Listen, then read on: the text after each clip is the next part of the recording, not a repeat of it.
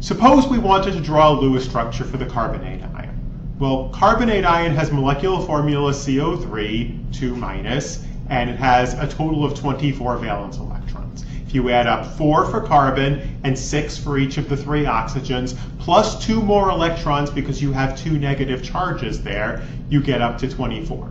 Okay, so what would be a good Lewis structure for the carbonate ion? Well, we normally put our carbon at the middle because it's going to form the greatest number of bonds, and we bond the 3 oxygens to the carbon.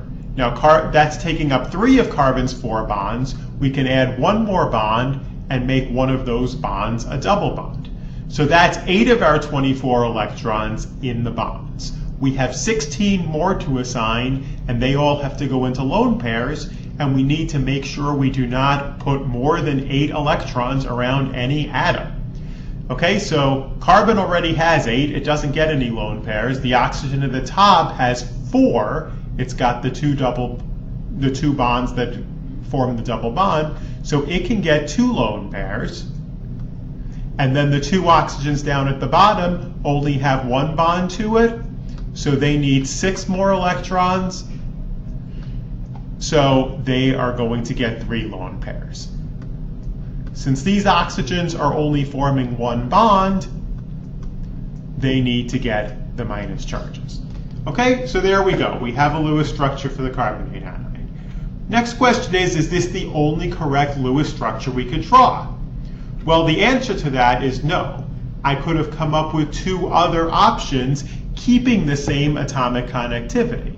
I could have chosen to put the doubly bonded oxygen on the bottom left or on the bottom right. Okay, same atomic connectivity, all that differs is where the double bond is, and now I need to fill in my lone pairs if these are Lewis structures,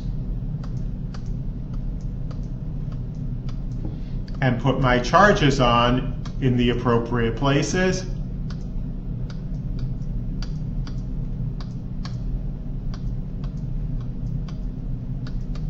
Minus.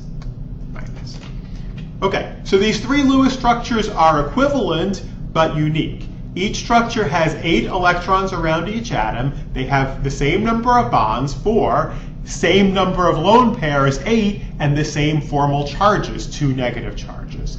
The only way they differ is in the location of their electrons. Okay, so which of these structures is correct? Well, the answer is all of them and none of them. The reason is that for any one of those structures to be correct, experimental evidence would suggest that a carbon-oxygen double bond would be stronger and shorter than a carbon-oxygen single bond. But the experimental evidence that we actually gain on these molecules is that all 3 carbon-oxygen bonds are the same length, and furthermore, they have the length of exactly 1 1/3 bonds.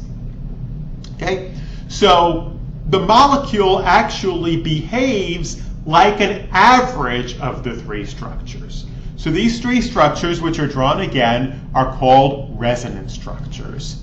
But it is somewhat of a misnomer because the term resonance in general applies that somehow the molecule is resonating back and forth from one structure to another. That's why it's a misnomer, because it does not actually switch back and forth between the structures.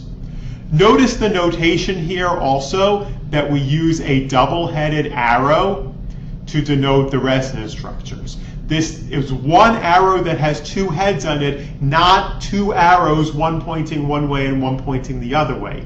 In other words, a resonance arrow is a different beast from an equilibrium arrow. You have to make sure that you use your arrows correctly when writing answers to questions involving resonance.